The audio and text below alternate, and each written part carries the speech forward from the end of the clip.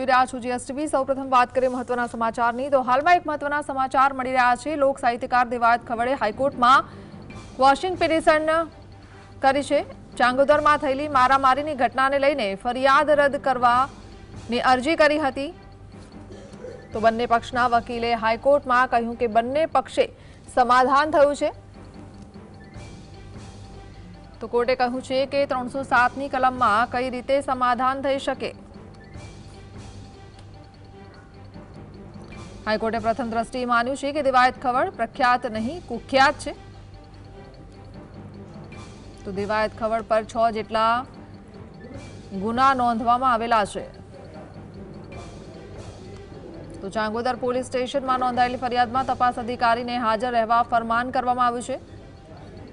तो case report और बंने पक्षकारों ने हाजर रहवा फरमान करवामां आव्युं छे। 19 फेब्रुआरीना रोज વધુ સુનાવણી હાથ ધરાશે। સંવાદદાતા ધવલ જોડાયા છે। ધવલ, આ કેસમાં શું જાણકારી?